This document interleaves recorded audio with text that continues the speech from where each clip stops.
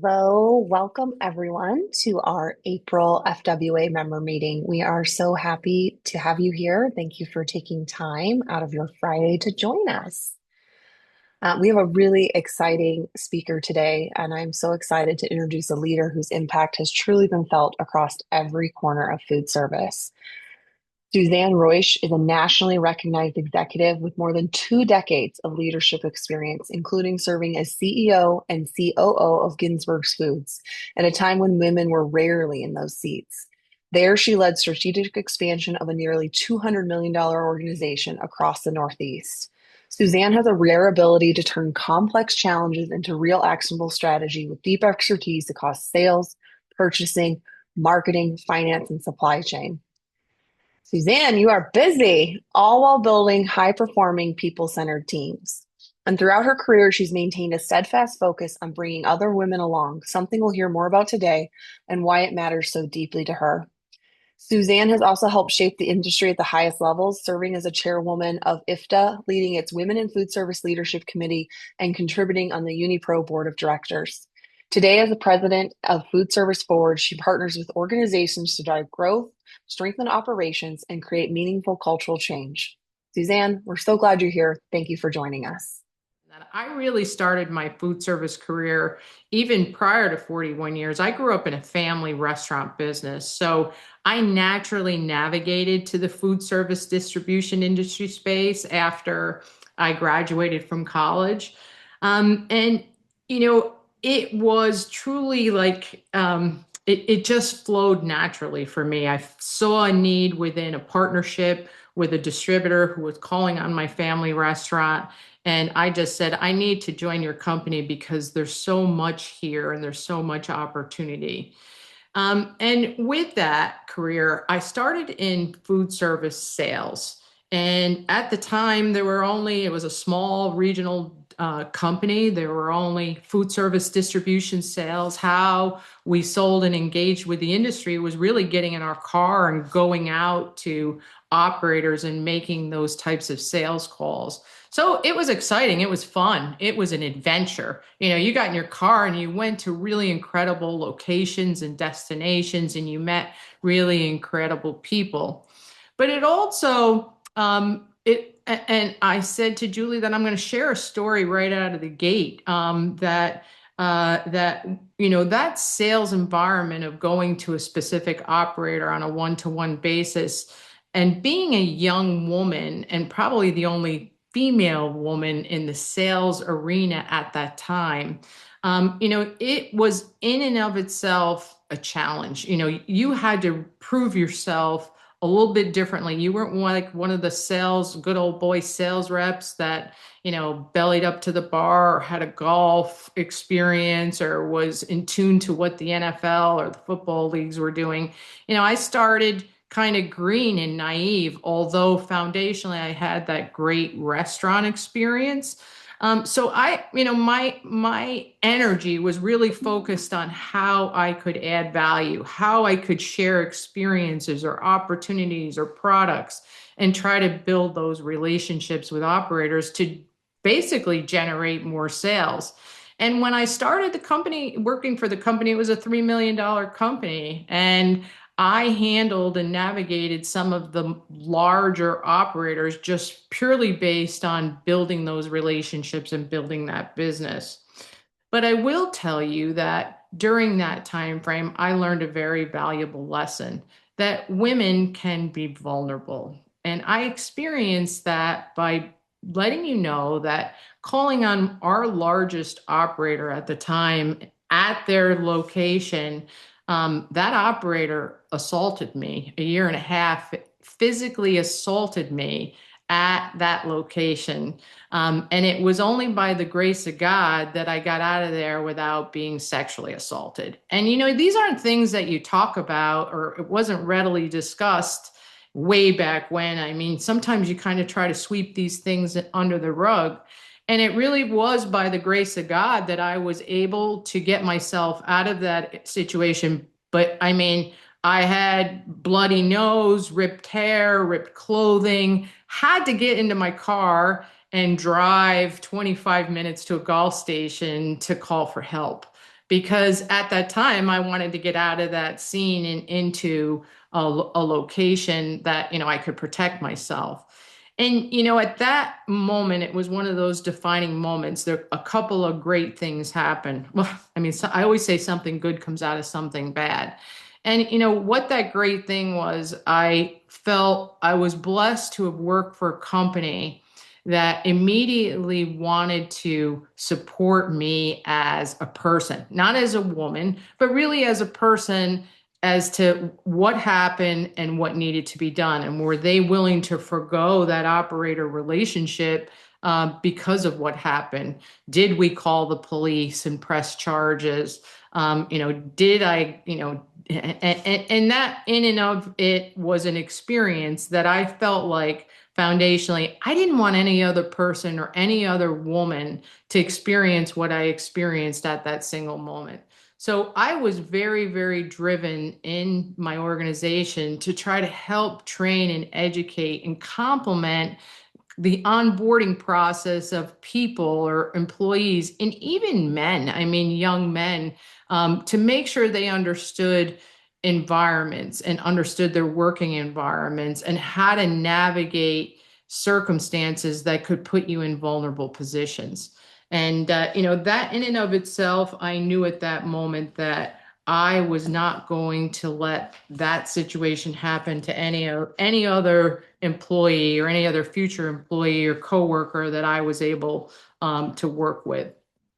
And it was as I said, it was a defining moment, but was an opportunity for me to move forward. And again, having a company that supported me through a very difficult experience. I will tell you that the company fired that customer. And that didn't happen 40 years ago. I mean, that was a top customer. And for them to say, I'm going to step away from servicing a customer that was represented, a big part of our business because of that instance. And how do you keep that hushed? Do you keep that? Do you talk about that? Do you share that experience? Do you give that reason? And the company I worked for and ended up eventually leading and becoming CEO, we talked about it. We didn't hide it, but we didn't like showcase it. We were just very honest and transparent in that action or that situation. But Suzanne, I want to yes, ask you real quick, and pardon me sure. for interrupting. I'm just, Yeah. when you and I spoke about this before, I was taken so much by it then and also taken by it now, just because as I grew to know you and Mm-hmm. after you were already CEO of Yep. Ginsberg and all of that, one of the things that was so apparent to me is how you line up behind young people, women and men, and you bring them along in this space. But I would love for you to share what was going through your mind when Mm-hmm. because we talked about the fact there weren't cell phones then. Mm-hmm. We Yeah. sort of didn't have the lifelines that we have today. What was going through your mind when you, thank God, got away, got in your car, and were driving to the nearest, I think you said Gulf Station? What Yeah. was going through your head? Right out of the gate, it was immediate. What did I do to create this to happen? I kept saying this was my fault. Was it what I wore? Was it how I smiled? Was it the conversation that I had? I immediately said this was my fault. I did this to myself. And, again, because I was a career person, I was a young woman in I don't want to say a male dominated industry, but I said this was all my fault initially. And I had to kind of navigate and kind of step away from that.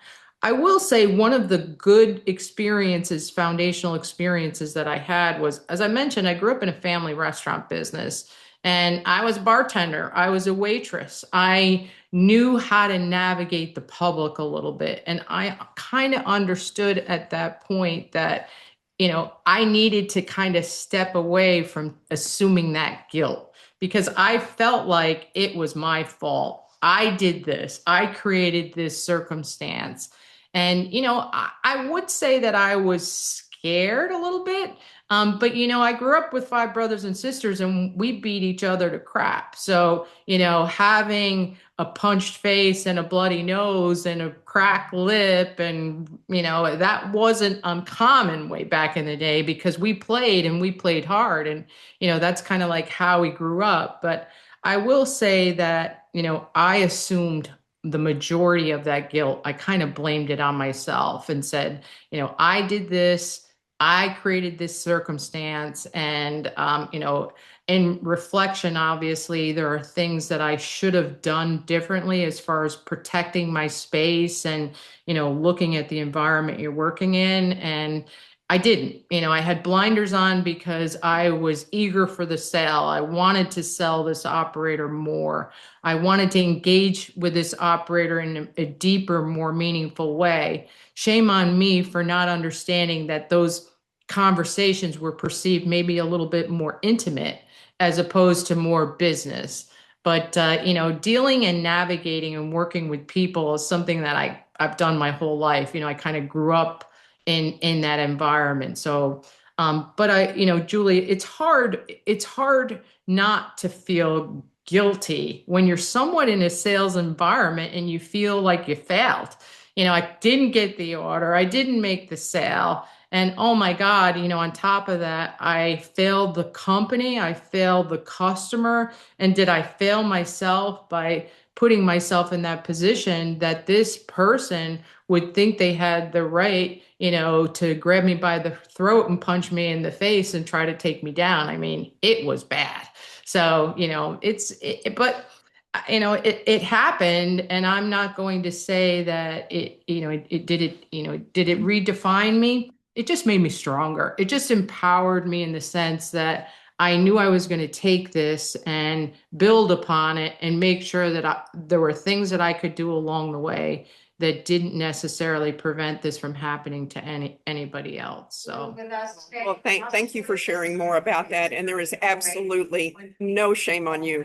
I'm yeah. sorry, I just have to say that out loud. That is none of that is on you. You are the ultimate professional, and I'd love for you to talk a little bit more about, you know, as you utilize that as a stepping stone. And I think, Hmm. probably everyone on this call can think of something, Hmm. that has happened in this industry. If you're a woman in this industry, you've had something happen. It might not be as, intense as what that is. And it might not Hmm. even be, those kind of advances. It might be more about someone keeping you down or whatever it is. I'm just absolutely I'm absolutely, obviously somewhat speechless in the sense that you were leading a distribution company as a CEO when there were zero female CEOs of distribution companies in this industry. And there are still very few female CEOs of any kind in this industry, much less Hmm. distribution. How did you, I mean, you've stacked up one success after the next throughout your entire career. That company is now, worth hundreds of millions of dollars. And, you built this path for success, but not only a business path for success, you built a personal path for success that you taught countless other people to follow. So talk to me about like what the heck was going on in your mind when you were, Hmm. thinking I've got to fight all this uphill battle that I'm fighting. And by the Yeah. way, I'm going to Yeah. figure out how to make this culture what it needs to be and how to bring people along in the space. Yeah. So, I worked for a family business, and that in and of itself created a very interesting dynamic. I didn't work for a corporation. Some of the resources that are available weren't necessarily available in this family dynamic. Building an HR department was something that, we followed, we didn't lead. But where we really excelled at was our ability to kind of be responsive to the market we were in. And in knowing that, and kind of like I'm a doer by nature. I take the bull by the horns and say, let's figure it out. I mean, I don't sit around and look at the obstacles. Then there could be many. I look at within all of those obstacles, there's tremendous opportunity. And I look at, how do we get to those opportunities? How do we achieve those opportunities? And sometimes in looking at those opportunities, you have to do some assessment of what you're good at, and whether it be your company, yourself, your team, your business, your culture. And you need to explore how you can flourish with those opportunities, how you can take the best of what you may look at as not necessarily a strength, but it could inevitably be a strength. There were many times that I raised my hand and I joined in meetings and group settings, but it wasn't without, like, I needed to be the first to speak. I needed to be that person that made it happen, because I said I was a doer. I wanted more. I wanted more for my company, for my customers, for my partners. I always felt that it was important to listen first and kind of speak second. So in any environment or any situation, I really felt like it was important to know what dynamic you were in, and then again look for those opportunities within those dynamics. And that comes with making sure that you are prepared, that you understand the situation at hand, that you might not get the outcome you want out of the gate immediately, but that doesn't mean you stop trying. That doesn't mean you don't go back at it. And that's probably I feel like one of those things that contributed to my success is really perseverance, is that no was more of a common answer in the beginning than yes. I had to doubly prove myself and my ability, my ideas, the creation of concepts, of creating departments, of creating resources for the team of which I worked. And we're blessed because the food service industry is a people industry. We work as teams. We're people trying to achieve tasks. And we went to work every day, and we went to a workplace. And I worry today that the workplace environment is different, and you don't get those connections, and you may lose sight of how great it is to put your arms around someone and hug someone, or shake their hand, or look them in their eye. And I get the value of the virtual world and meeting space and how business is conducted today. But connections, and those one-on-one connections and those deep personal connections are easier to establish oftentimes when they're in person. So I took a lot of initiative in engaging and reaching out and asking people to come together, whether it be in small groups or in bigger groups. And with that and starting small, I mean, starting within the Unipro world of distribution, and knowing that there were resources and tools within that buying group. How did I engage with them? And I started and raised my hand, and whether it be at the local level, and then at the regional level, and then at the national level, I just kind of took those baby steps. And I don't want to call them baby steps. I just was respectful of the steps of understanding of how I could add value along each one of those steps.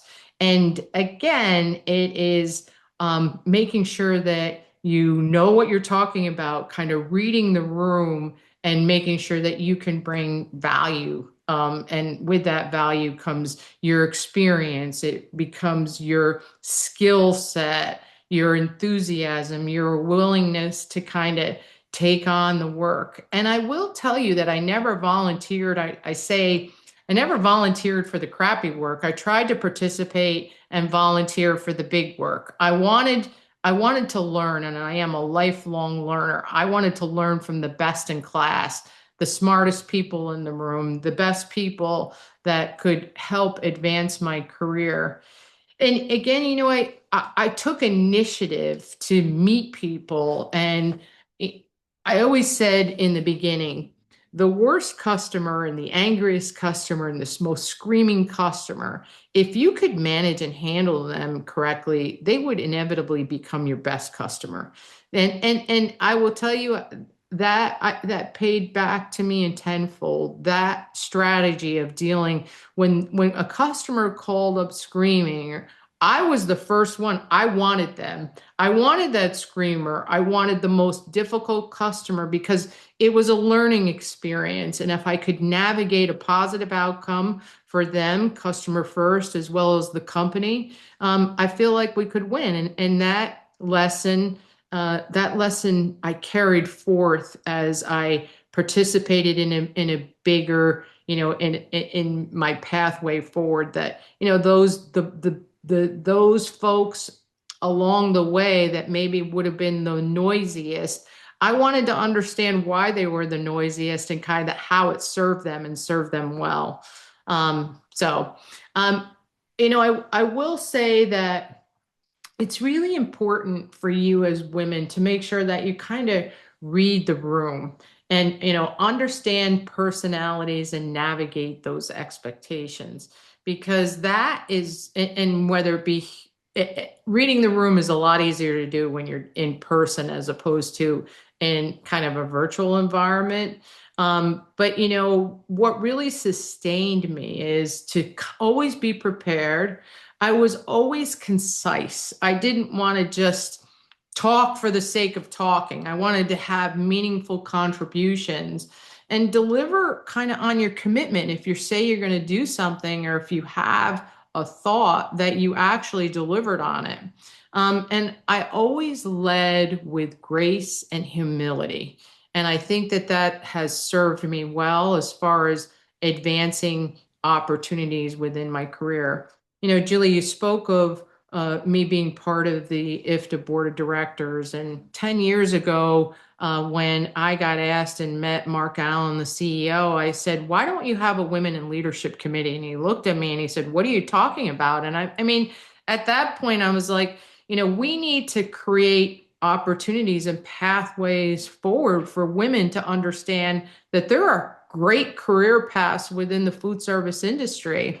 And, when you look at it from the outside, I always felt like it was, and no disrespect, at that time, it was kind of like the white man's world. And, there weren't women, and there wasn't even ethnic diversity around some of the leadership committees.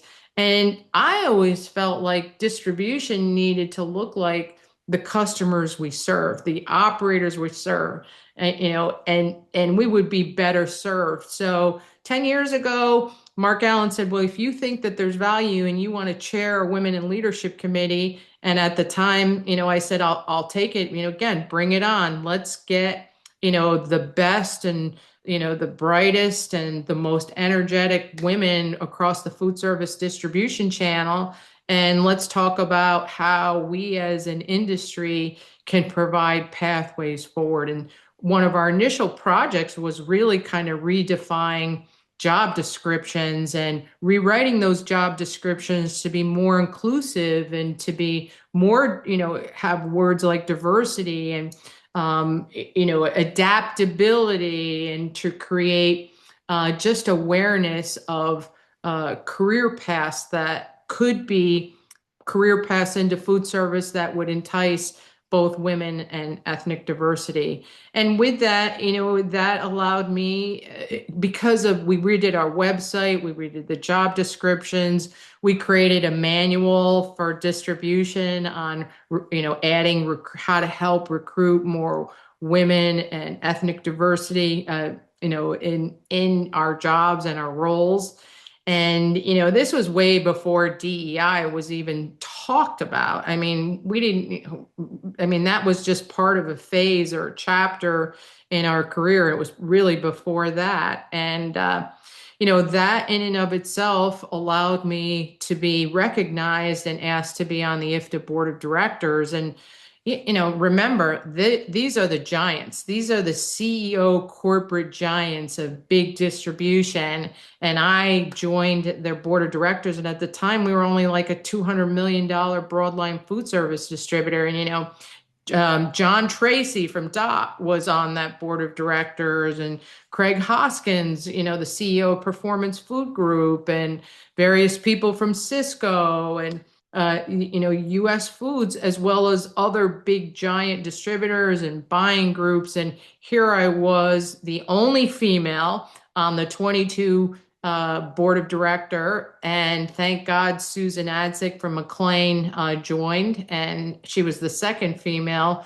But again, being the only female, I always felt like I needed to be intentional about what I said, always be prepared, and always have perspective from my lens, from the $200 million broadline distributor, because there's a lot of us out there, and I wanted to make sure we were all somewhat recognized and recognized at that table, so to speak. So, and it served me well because I was asked to be part of the executive board of directors, and Rick Wolowski, if anybody has ever met Rick Wolowski from Gordon Food Service, he was my mentor.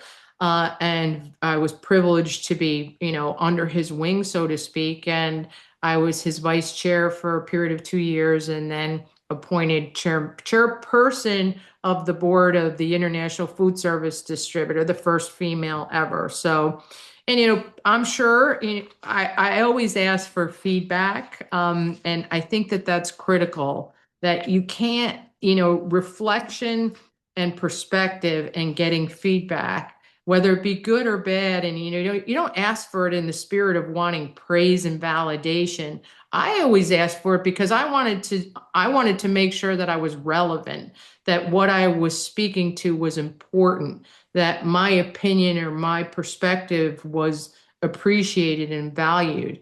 And I also felt that I wanted to be vulnerable, that I wanted to make sure they knew that I wanted to be the best I could be for this board of directors, and and for this industry, and were there initiatives that I could make a difference. And I piloted several projects, food waste, packaging waste, white papers, that all were relevant at the time. So again, just a champion of what can we do, what more can we do. That's really important. Right, right. Oh my goodness, that's so inspiring, and what a trailblazer you are. I hope you like soak that in and recognize. I said to you before we started this call that the young women on this call stand on your shoulders. Thank you. You really forged a trail. So, I know there are some folks on the call, because there always are, that are navigating change.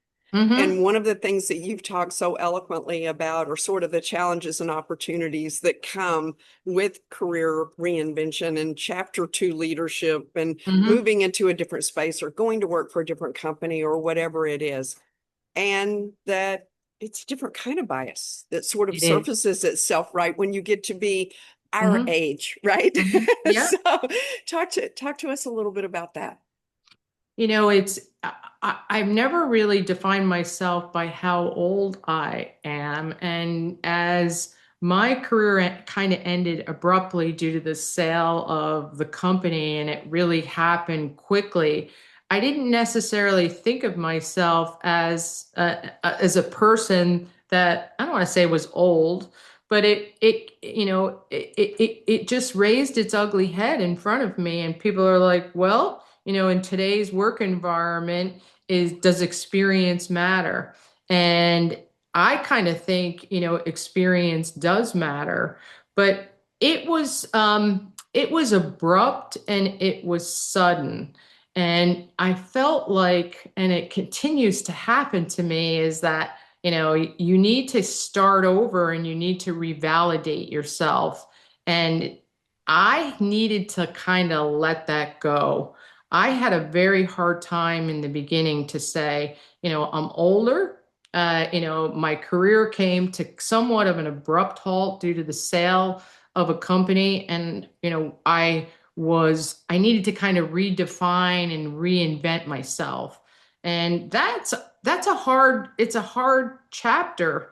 And I didn't understand age bias. And now I'm kind of living it in the sense that, people generationally say, well, you may not be technology savvy, or you may not have those skill sets that are necessary in today's work environment. And, it does experience matter. And I'd like to think that it does, but I also like to think that you're not too old to learn. And when I left the company, I formed my own consulting company. It's called Foodservice Forward. And one of the things that I did is I learned how to build a website. And I always had people to do that for me. And, I took classes and kind of reinvented myself and said that I'm not just going to stop here. I'm going to look at ways that I can potentially complement this industry differently. So I looked at education. I looked at how my experience could potentially, my age and all these 40 years of experience could continue to add value. So I started being an adjunct instructor at a college university called the Culinary Institute of America here in Hyde Park, New York. It is a cooking school. And with that, it's interesting to put yourself in a position of young students and the energy and the enthusiasm and knowing how they learn. Learning today is dramatically different. There's so many other resources today, virtually online courses. So going to an in-person class and making eye contact with students, they have a really hard time navigating that. They have a very hard time of saying, I have to listen to someone for 45 minutes talk about supply chain. And, I asked them to just kind of take a deep breath and put their phones down and put their laptops down, and let's just get to know each other. And let me share with you how critical you understanding supply chain is to this kind of success of your operation. So it's, really important to know that bias exists at every level. And, age bias is right in front of my face today. And how I'm navigating through it is I'm not focused on it. I'm focused on ways that I can add value based on experience, not saying, from an age standpoint. So that's kind of how I'm navigating it.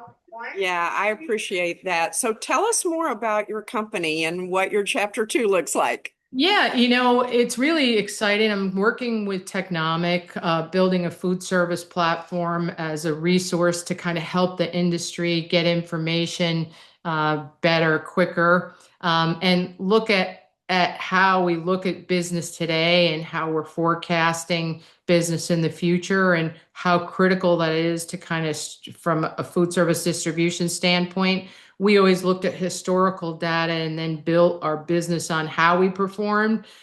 We're trying to build a platform as it relates to forecasting and what's ahead of us and planning strategically as to where the market's going and the future holds.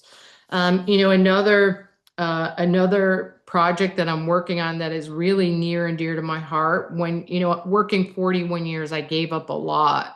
And I was always very civic minded as a young person and grew up knowing that I always needed to give back. And I lived in a tremendous community, but could never support that community. So I am producing a podcast here called The Legacy of Agriculture and Community in Dutchess County, showcasing farms and local agriculture here in the county. And it's a 12 series podcast. And I am having a ball because I grew up on a family farm as well as a family restaurant, and making sure people understand the critical role agriculture plays in supporting, any industry, food service industry, manufacturing industry. Teaching at the Culinary Institute. And the other big project that I'm working on, my biggest client is really an operator client. I'm back in working directly with the operators. There's some large GPOs here in the Northeast, and I'm back working with them and supporting them in a different way of trying to help them navigate, evaluate look at how their business is and trying to create relationships with key suppliers and these operators. So, and in between all of that, trying to work here at the local SPCA. As I said, my dog's in the room with me, and I always grew up with animals, and I spend a lot of time now walking and enjoying how they support me and that type of thing. So, I love that. It sounds like you're doing so many things now that you probably wish you would have had the time to do before.